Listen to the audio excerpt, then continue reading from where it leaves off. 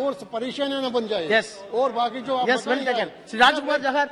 जब एक बहुत बहुत धन्यवाद सभापति महोदय, आपने मुझे बजट पर चर्चा में बोलने का अवसर प्रदान किया। मैं बजट पर समर्थन में बोलने के लिए खड़ा हुआ हूं। आदरणीय अध्यक्ष जी, अब ये जो अमृत काल का बजट देश के प्रधानमंत्री आदरणीय श्री नरेंद्र मोदी जी के नेतृत्व में हमारी बहन निर्मला सीतारमण जी ने जो पेश किया, इसकी चहुओर प्रशंसा हो रही है। चारों तरफ आम जनमानस इसकी प्रशंसा में लगा हुआ है। वहीं मैं देख रहा हूं जो नकारात्मकता वाले लोग हैं वो संसद में बैठे बैठे कभी कभी गाल बजाने का भी काम करते हैं, जिन्हें भी प्रशंसा करनी चाहिए, लेकिन वो भी यहां गाल बजाने का काम करते हैं ऐसे विपक्ष के लोग। महोदय, ये जो बजट है ये अमृत काल का बजट है। ये आने वाले समय में देश की दिशा और दशा को बदलने वाला बजट है। ये जो बजट है ये आगामी समय में भारत को विकसित बनाने की एक आधारशिला है। मैं इस अवसर पर माननीय मोदी जी द्वारा कही गई एक कविता को स्मरण करना चाहूंगा। अपने मन में लक्ष्य लिए, मंजिल अपनी प्रत्यक्ष लिए, हम तोड़ रहे हैं जंजीरें, हम बदल रहे हैं तस्वीरें। ये नव युग है, नव भारत है, हम खुद लिखेंगे अपनी तकदीरें, हम बदल रहे हैं तस्वीरें। हम निकल पड़े हैं प्रण करके, अपना तन मन अर्पण करके। जिद है एक सूर्य उगाना है, अंबर से ऊंचा जाना है, एक नया भारत बनाना है, एक नया भारत मनाना है। ऐसी एक कल्पना, ऐसी एक योजना लेकर देश के यशस्वी प्रधानमंत्री आदरणीय मोदी जी ने, उनके नेतृत्व में बहन सीतारमण जी ने यह बजट प्रस्तुत किया है। माननीय अध्यक्ष जी, इस बजट में समाज का कोई भी वर्ग, युवा हो, महिला हो, किसान हो, पिछड़े वर्ग के लोग हों, अनुसूचित जनजाति के लोग हों, एक सबका साथ सबका विकास का जो मंत्र माननीय प्रधानमंत्री जी ने दिया, उसी मंत्र पर यह बजट तैयार किया गया है। माननीय अध्यक्ष जी, मैं आपसे कहना चाहता हूं, मैं गांव से आता हूं, ठेठ गांव का रहने वाला हूं। मुझे याद है एक समय पर हमारे घर परिवारों में गांव की महिलाएं सुबह 3 बजे जगती थीं। 3 बजे से 4 बजे के बीच में वो खेतों में जाकर अपनी दैनिक क्रिया के लिए उन्हें जाना पड़ता था। उनको लगता था कि कहीं पुरुष जागेंगे, वो निकलेंगे, उससे पहले हम दैनिक क्रिया करके आ जाएं। अध्यक्ष जी, मैं हर्ष के साथ और गर्व के साथ आज कह सकता हूं कि वो एक जमाना था जब हमारी महिलाएं 3 बजे जागकर खेतों की तरफ जाती थीं। आज ये जमाना है मोदी जी का कि आज घरों में इज्जत घर देकर माननीय मोदी जी ने हमारे घरों में शौचालय बनाने के जो काम किए हैं, इससे आज हमारे बहनों का, माताओं का, बुआओं का, नानी का, दादी का, हमारी बेटियों का सम्मान और इज्जत बढ़ी है। माननीय अध्यक्ष जी, गांव में ये इज्जत घर बनाकर माननीय मोदी जी ने महिलाओं के सम्मान को भी बढ़ाने का काम किया, उनकी इज्जत की रक्षा करने का भी काम किया। माननीय अध्यक्ष जी, मैं आपको बताना चाहता हूं, एक समय था जब खेतों से लकड़ियां बीन बीन कर हमारी महिलाएं लाती थी। हमारी महिलाएं कंडे थाप कर, कंडे लेकर घर में आने का काम करती थी। बहुत से लोग तो कंडे क्या होते हैं समझते भी नहीं होंगे। उन कंडों से, उन लकड़ियों से चूल्हा जलाकर, फूकनी से फूक मार मार कर उनकी आंखों में धुआं आता था। अनेक हमारी बहनों को बीमारी का वास्ता पड़ता था। माननीय अध्यक्ष जी, मैं आपको बताना चाहता हूं कि आज माननीय प्रधानमंत्री जी ने जो एलपीजी गैस कनेक्शन देकर 10 करोड़ घरों में गैस कनेक्शन देने का काम किया, तो मेरे देश के प्रधानमंत्री मोदी जी ने करके दिखाया। माननीय अध्यक्ष जी, माननीय सभापति जी, हम ग्रामीण भारत के लोग हैं। मुझे याद है अपने बचपन के समय हम कुएं पर जाते थे पानी भरने के लिए। मेरी माताएं बहनें रस्सियों से लेकर बाल्टी डालकर कुएं से पानी खींचने का काम करती थी। उनके हाथों में निशान पड़ जाते थे।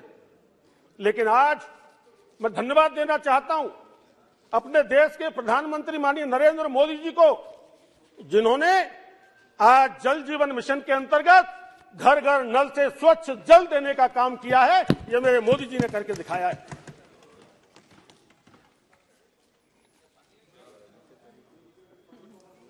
पानी की बात चल रही है तो पानी पीऊंगा साहब। माननीय अध्यक्ष जी, एक समय पर हमारे गांव में और बस्तियों में झोपड़ी के अंदर, टीन शेड के अंदर, खुली छत के नीचे रहने के लिए करोड़ों लोग मजबूर हुआ करते थे। वो परेशान थे हम कैसे रहें। लेकिन मैं धन्यवाद देना चाहता हूं देश के यशस्वी प्रधानमंत्री आदरणीय नरेंद्र मोदी जी को। जब उनकी सरकार आई तो उन्होंने गरीबों को घरों के लिए, गरीब किसानों को, मजदूरों को, श्रमिकों को, छोटे दुकानदारों को, उनको घर की छत देने का काम किया। प्रधानमंत्री आवास योजना के अंतर्गत करोड़ों करोड़ों लोगों को छत देने का काम माननीय प्रधानमंत्री जी ने करके दिखाया। माननीय सभापति जी, आज मैं आपसे, आपके माध्यम से ये बताना चाहता हूं कि एक समय हुआ करता था कि गांव में लोग समझते नहीं थे कि हमारा बैंक में खाता है कि नहीं। लोग चाहते थे कि उनके खाते बैंकों में खुलें, लेकिन उनके बैंकों में खाते नहीं होते थे। गांव का आदमी समझता था, बस्ती का आदमी समझता था कि बैंकों में खाते तो बड़े लोगों के होते हैं। मैं देश के यशस्वी प्रधानमंत्री आदरणीय नरेंद्र मोदी जी को हृदय से धन्यवाद देना चाहता हूं कि आज करोड़ों करोड़ लोगों के खाते जनधन के माध्यम से आज बैंकों के, मेरे गरीबों के, मेरे मजदूरों के, मेरे श्रमिकों के खाते खोलने का काम माननीय मोदी जी ने किया है। माननीय सभापति जी, आज उन्हीं खातों के माध्यम से आज कितनी सारी योजनाओं का लाभ डीबीटी के माध्यम से मेरे गरीब भाइयों के खाते में जाने का काम हो रहा है। माननीय अध्यक्ष जी, मैं आपको एक बहुत ही गंभीर विषय की ओर ले जाना चाहता हूं जो कभी बड़ा गंभीर था। गांव में रहने वाले गरीब, बस्तियों में रहने वाले गरीब, जब वो बीमार पड़ जाते थे तो उनके पास इलाज के लिए पैसे नहीं होते थे और वो गांव में साहूकारों के पास जाकर अपने इलाज की व्यवस्था करने की बात करते थे। किसान अपने खेत को गिरवी रखकर इलाज कराने के लिए व्यवस्था करता था और गांव का श्रमिक अपने घर को गिरवी रखकर इलाज कराने की व्यवस्था की बात करता था। मैं धन्यवाद देना चाहता हूं, क्यों नहीं धन्यवाद दूं, मैं ही नहीं, देश के करोड़ों करोड़ों जनता आज माननीय मोदी जी को धन्यवाद दे रही है कि उन्होंने आयुष्मान कार्ड लाकर हमारे देश के गरीबों के इलाज कराने की व्यवस्था करने का काम किया। माननीय अध्यक्ष जी, मैं आपको अनेक योजनाओं के बारे में बताना चाहता हूं। मैं चाहता हूं कि मैं किसान समाज से आता हूं। मेरा जो समाज है वो किसान समाज है। मैं भी खुद खेती करने वाला छोटा गरीब किसान हूं, सीमांत किसान हूं। मेरे पिताजी भी खेती करते थे। आज किसानों के जीवन में जो बदलाव लाने का काम किया, अनेक नेता इस देश में हुए, अपने आप को किसानों के मसीहा कहलाते थे, कहलवाते थे अपने समर्थकों से। लेकिन मैं आपको बताना चाहता हूं कि आज किसानों के हित में अगर अनेकों अनेकों योजना लाकर किसान के जीवन में अगर बदलाव लाने का किसी ने काम किया है तो वो देश के प्रधानमंत्री माननीय नरेंद्र मोदी जी ने करके दिखाया है। माननीय सभापति जी, किसान क्रेडिट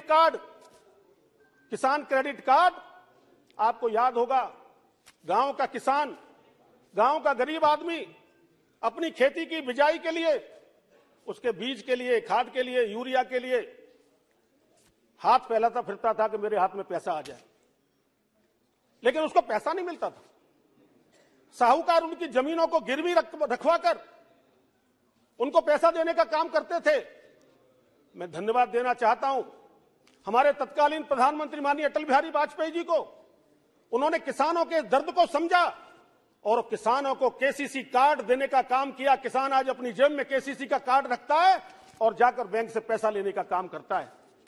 मैं धन्यवाद देना चाहता हूं मोदी जी को, आदरणीय प्रधानमंत्री जी को, कि इस केसीसी कार्ड के अंदर पशुपालन के लिए और मछली पालन के लिए धन देने की और व्यवस्था कराने का काम किया।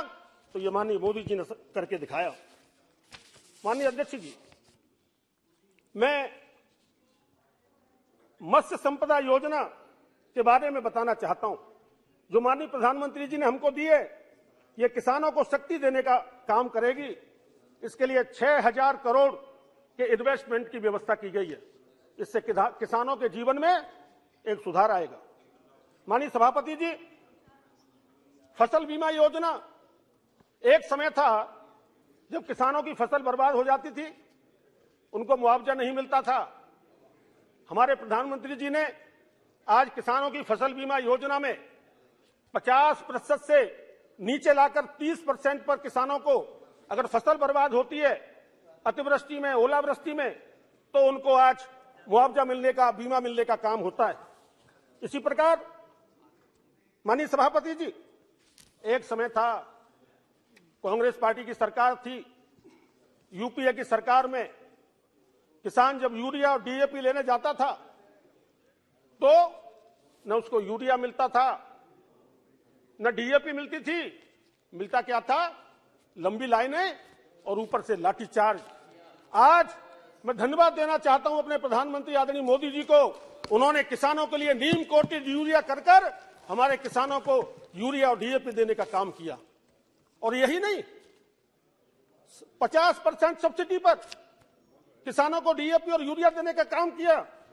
और जो भ्रष्टाचार, कालाबाजारी यूपीए के गवर्नमेंट के समय होती थी, उसको समाप्त करने का काम भी किया गया। माननीय सभापति जी, पीएम कृषि सिंचाई योजना, पर ड्रॉप मोर क्रॉप, एक क्रांतिकारी कदम किसानों के लिए उठाया गया। जिन गांवों में सिंचाई का अभाव था, जिन गांवों में पानी की कमी थी, उन क्षेत्रों में ड्रिप इरिगेशन के माध्यम से किसानों को सिंचाई की व्यवस्था करने का काम किया गया। और किसानों को व्यापार के क्षेत्र में लाने के लिए माननीय प्रधानमंत्री जी ने 10,000 एफपीओ बनाने की योजना बनाई। आज 6,000 से अधिक एफपीओ बन चुके हैं। आज किसान का नौजवान बच्चा, पढ़ा लिखा बच्चा, वो एफपीओ बनाकर खेती को भी व्यापार की तरफ ले जाने का काम, करने का काम कर रहा है। इसके लिए मैं मोदी जी को धन्यवाद देना चाहता हूं। माननीय सभापति जी, एक समय था जब यूपीए की गवर्नमेंट में कृषि का जो बजट था वो 23,000 करोड़ रुपए मात्र हुआ करता था। आज वही एग्रीकल्चर का बजट 1,25,000 करोड़ रुपए है। इससे किसानों के कल्याण के लिए अनेक प्रकार की योजनाएं बनाने का काम किया है। हमारे प्रधानमंत्री जी ने डिजिटल एग्रीकल्चर मिशन की राशि 60 करोड़ से बढ़ाकर 4 से 50 करोड़ करने का काम किया है, जो कि 7 गुना राशि बढ़ी है। माननीय अध्यक्ष जी,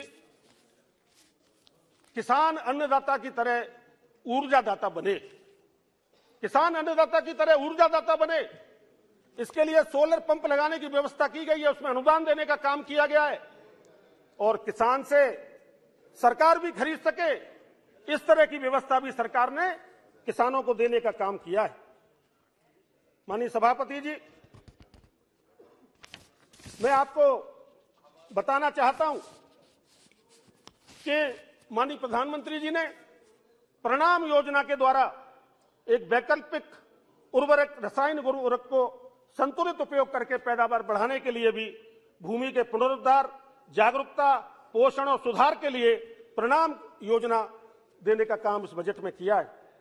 माननीय सभापति जी, गोवर्धन योजना, जिसका नाम ही गोवर्धन है, और हम सब जानते हैं कि उत्तर भारत के लोग ही नहीं, दक्षिण भारत से लेकर पूरे देश भर के लोग गिरिराज जी की परिक्रमा करने आते हैं मथुरा में, और गिरिराज महाराज का जयकारा लगाते हैं। क्योंकि गिरिराज महाराज का जयकारा ये किसानों के लिए है। गिरिराज जी की कृपा हमेशा किसानों पर रही है। ऐसे गिरिराज जी के नाम से गोवर्धन योजना लाने का काम माननीय प्रधानमंत्री जी ने इस बजट में किया है, और इसके लिए 10,000 करोड़ रुपए आवंटित करने का काम किया गया है। माननीय अध्यक्ष जी, 500 बायोगैस संयंत्र लगाने के लिए इस रकम को आवंटन किया गया है। स्पेशल कॉटन कपास, अतिरिक्त लंबे स्पेटल कॉटन के उत्पादन के लिए पीपीपी मॉडल पर क्लस्टर आधारित किसानों की आय को बढ़ाने के लिए और उसको निर्यात को बढ़ाने के लिए इस बजट में व्यवस्था की गई है। माननीय सभापति जी, आज पूरे देश में आप देख रहे हो, दुनिया में देख रहे हैं कि रासायनिक खादों के उपयोग से डीएपी, यूरिया, कीटनाशक दवाओं के उपयोग से आज अनेक प्रकार की गंभीर बीमारियां फैल रही हैं। चाहे कैंसर हो, चाहे अन्य बीमारियां हो, हमारे देश के नागरिकों में गंभीर बीमारियों का कारण ये जो कीटनाशक दवाएं और डीएपी, यूरिया के कारण जो अत्यधिक प्रयोग होता है, ये एक बड़ा कारण है। ये वास्तव में देश की बहुत गंभीर समस्या है। अब इस गंभीर समस्या के समाधान के लिए देश के प्रधानमंत्री आदरणीय नरेंद्र मोदी जी ने यह सुझाया है कि हम लोगों को प्राकृतिक खेती अपनानी चाहिए। और आज मैं देश के प्रधानमंत्री माननीय नरेंद्र मोदी जी को धन्यवाद देना चाहता हूं कि उन्होंने प्राकृतिक खेती के माध्यम से देश के जीवन के, लोगों के जीवन में उनकी रक्षा के लिए, लोगों की रक्षा के लिए उन्होंने प्राकृतिक खेती का अभियान प्रारंभ किया है। एक समय था जब हमारे किसान प्राकृतिक खेती करने का काम करते थे, लेकिन आज बीच में परिवर्तन आया तो आज प्राकृतिक खेती के लिए 3 करोड़ किसानों तक जाने के लिए 3 साल का लक्ष्य रखा गया है। मैं चाहूंगा कि हम सब लोग मिलकर, इस सदन में जो लोग बैठे हुए हैं वो भी और देश के नागरिक भी मिलकर हम लोग प्राकृतिक खेती के अभियान को आगे बढ़ाने का काम करें। मैं ये सदन के माध्यम से कहना चाहता हूं। माननीय सभापति जी, जब हम छोटे से थे तब भी और आज भी हम बाजरे की रोटी और बाजरे की महेरी और बाजरे की खिचड़ी ये हम घरों में खाने का काम करते थे, मट्ठा और छाछ के साथ। थोड़ा जमाना बदला, लोग जंक फूड की तरफ चले गए, पिज्जा और बर्गर की तरफ चले गए। हम पिज्जा और बर्गर खाने की मना तो नहीं कर रहे, लेकिन इतना जरूर कहना चाहते हैं कि आज मिलेट्स को और मोटे अनाज को जो श्री अन्न नाम देकर निर्मला सीतारमण जी ने सम्मानित करने का काम किया है, वो हमारे लिए, किसान के लिए बड़ी सम्मान की बात है। माननीय सभापति जी, आज श्री अन्न को खाने के लिए संसद के अंदर भी हमारे केंद्रीय कृषि मंत्री आदरणीय तोमर जी ने और कैलाश जी ने हम सबको श्री अन्न के दर्शन भी करवाए और श्री अन्न को खिलाया। हम चाहते हैं कि आज the international year of millets है, इंटरनेशनल ईयर ऑफ मिलेट्स, जिस प्रकार से योगा को पूरी दुनिया में माननीय प्रधानमंत्री जी ने स्वीकार कराया, इसी प्रकार से आज श्री अन्न को भी पूरी दुनिया में स्वीकार कराने के लिए माननीय प्रधानमंत्री जी ने प्रण किया है। माननीय सभापति जी, मैं आपसे कहना चाहता हूं कि आज एक बहुत ही ऐतिहासिक कदम इस बजट के माध्यम से उठाया गया है। ऐतिहासिक कदम तो उसी दिन उठाया गया था जिस दिन भारत सरकार में सहकारिता मंत्रालय को लाया गया और हमारे देश के गृह मंत्री और आज के जमाने के लौह पुरुष अमित शाह जी उसके मंत्री के रूप में बने। तो उसी दिन से यह तय हो गया था कि सहकारिता का क्षेत्र बहुत आगे तक जाएगा। मैं प्रसन्नता के साथ कह सकता हूं, एक किसान के होने के नाते भी, आज ये कोऑपरेटिव सेक्टर के माध्यम से हम गांव-गांव हमारी सरकार जा रही है और हर गांव के अंदर कोऑपरेटिव की सोसाइटी बनेगी। आज गांव में जो किसान की उपज होती है, जो अन्न उपजाने का काम, उत्पादन का काम किसान करता है, उस अन्न को और उत्पादन को भंडारण करने की जगह माननीय सभापति जी मेरे किसानों के पास नहीं होती। मैं सरकार को धन्यवाद देना चाहता हूं, माननीय प्रधानमंत्री जी को धन्यवाद देना चाहता हूं, माननीय गृह मंत्री और सहकारिता मंत्री माननीय अमित शाह जी को धन्यवाद देना चाहता हूं और बहन निर्मला सीतारमण जी को धन्यवाद देना चाहता हूं कि कोऑपरेटिव के सेक्टर के लिए हमारी सरकार ने एक बड़े कदम उठाने का काम किया है और आने वाले समय में किसानों की उन्नति का रास्ता कहीं से निकलेगा तो वो रास्ता कोऑपरेटिव में होकर निकलेगा, सहकारिता के क्षेत्र से निकलेगा। ये मैं आपको विश्वास के साथ कह सकता हूं। माननीय सभापति जी, मैं आपको कुछ किसानों की समस्याओं के बारे में बताना चाहता हूं और वो किसानों की समस्याएं समाधान करने का काम देश के प्रधानमंत्री माननीय मोदी जी लगातार कर रहे हैं। लेकिन मुझे दुख के साथ कहना पड़ रहा है कि राजस्थान के अंदर वहां पर हमारे जो अभी जिनको लगता है कि भारत टूटा हुआ है, उनको जोड़ने की जरूरत है। वो अलग बात है कि उनके बाप दादों ने क्या किया भारत के साथ, ये पूरा देश और देश जानता है।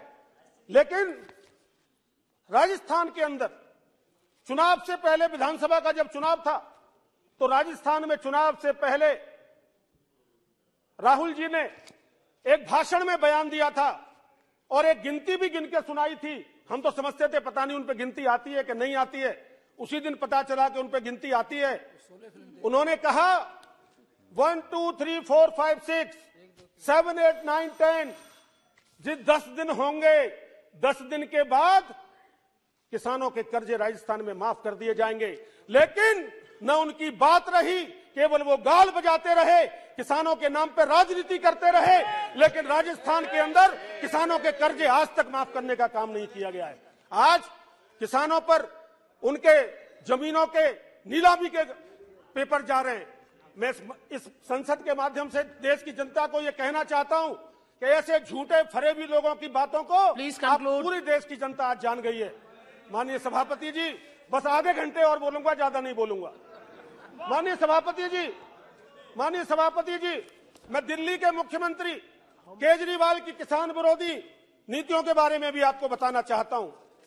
माननीय सभापति जी, केजरीवाल जी ने दिल्ली में किसानों को किसानों का हक नहीं दिया। किसानों को किसान का जो दर्जा होता है वो भी देने का काम नहीं किया। केजरीवाल जी ने यह जरूर किया कि किसानों के Honorable member, please, किसानों के जो होता है Honorable member, उसे अरे कहने दीजिए साहब, पूरी बात को कर दो। अच्छा मैं बताऊं आप माननीय सभापति, no. 20 more members from your side. कोई दिक्कत नहीं है साहब, रात के 12 बजे तक किसानों का मुद्दा है साहब। केजरीवाल जी ने अपना किसान विरोधी चेहरा दिखाने का काम किया है। केजरीवाल जी ने ट्रैक्टर को भी उन्होंने किसान का व्हीकल नहीं माना, उसको भी व्यवसायिक व्हीकल मानने का काम किया है। हमारे दिल्ली के 15 गांव ऐसे हैं जिन गांवों में आज भी सैकड़ों हेक्टेयर भूमि पर 4-4 फुट पानी भरा हुआ है, कीचड़ भरी हुई है और किसान हमारा परेशान है। दिल्ली में चकबंदी करने का काम नहीं किया गया जो किसानों का हक है। तो इसलिए उनका जो ढोंग है, वो जो जिस प्रकार की बातें करते हैं वो सामने आता है। माननीय सभापति जी, मैं 2-3 बातें कहकर अपनी बात पूरी करूंगा। माननीय सभापति जी, पंजाब के अंदर जब आम आदमी पार्टी की सरकार आई तो सरकार आने से पहले उन्होंने कहा था कि जब अप्रैल आएगी तो अप्रैल के बाद कोई भी किसान पंजाब के अंदर आत्महत्या नहीं करेगा। लेकिन माननीय सभापति जी, मैं आपको बताना चाहता हूं कि पंजाब के अंदर हमारे 2 गांव वहां ऐसे हैं, एक गांव है बाजक और दूसरा गांव है गहरी बुटर। उन गांव में 2 किसान नौजवानों ने इसलिए केवल आत्महत्या कर ली कि उनकी फसलें बर्बाद हो गई थी और पंजाब की सरकार ने उनको मुआवजा नहीं दिलवाया। और बड़े शर्म की बात तो यह है माननीय सभापति जी, बड़े शर्म की बात तो यह है कि जब मैं उन परिवारों से मिलने गया, पंजाब के अंदर दोनों गांव के अंदर बाजक में गया, गहरी बुटर में गया, उन किसान परिवारों से मिला, तो वहां जाकर पता चला कि सरकार का कोई नुमाइंदा, नायब तहसीलदार एसडीएम से लेकर न कोई एमएलए, न कोई एमपी, न उनका मंत्री, कोई भी उन परिवारों से मिलने तक नहीं गया। इससे ज्यादा शर्म की बात कोई हो नहीं सकती। माननीय सभापति जी, उन परिवारों की स्थिति मैं बयान नहीं कर सकता। एक नौजवान बेटी विवाह के लिए थी, माता पिता बुजुर्गियत में बिल्कुल अपने दिनों के अंतिम दिन जी रहे थे, उनके पास खाने के लिए भी व्यवस्था नहीं थी। माननीय सभापति जी, हम लोगों ने समाज के साथ मिलकर, हमने भी व्यक्तिगत रूप से ऐसा लगा कि किसान परिवार की मदद करनी चाहिए, हमने कुछ आर्थिक सहयोग व्यक्तिगत रूप से भी करने का काम किया और वहां पर हमारे समाज के लोगों ने भी, किसान समाज के लोगों ने मिलकर काम करने का काम किया। मैं आपको बताना चाहता हूं, उन परिवारों ने ये बात कहकर मुझे चौंकाया। उन्होंने कहा, राजकुमार जी, हम वही लोग हैं जो इनकी बातों में आ गए, किसानों के नाम पर बहक गए, इन्होंने हमें बहकाने का काम किया और इन्हीं के लिए हम दिल्ली के बाहर सड़कों पर धरने पर बैठे रहे कितने दिन तक, लेकिन आम आदमी पार्टी का कोई भी नेता उनको मिलने के लिए नहीं गया। Please conclude. माननीय सभापति जी, मैं बहुत अधिक न कहकर बस यही कहना चाहता हूं कि आज गांव, गरीब, किसान, मजदूर, नौजवान, महिला, आदिवासी, अनुसूचित सभी वर्गों में मैं बात करके देखता हूं, आज पूरे देश के जनमानस में ये चल रहा है कि आज केवल देश के प्रधानमंत्री नरेंद्र मोदी जी के नेतृत्व में ये देश आगे बढ़ रहा है, हर वर्ग आगे बढ़ रहा है, किसान की उन्नति हो रही है, किसान का विकास हो रहा है, गांव का विकास हो रहा है। आज एक नए भारत के निर्माण के लिए ये चल चुके हैं और माननीय मोदी जी के नेतृत्व में मैं विश्वास के साथ कह सकता हूं कि आज पूरी दुनिया में जो सपना हमने देखा था एक दिन विश्व गुरु बनने का, आने वाला समय, ये अमृतकाल का समय भारत को विश्व गुरु बनाकर रहेगा। इतनी कहकर मैं अपनी बात को पूरी करता हूं। बहुत बहुत धन्यवाद। श्रीमती हरसिमरत बादल।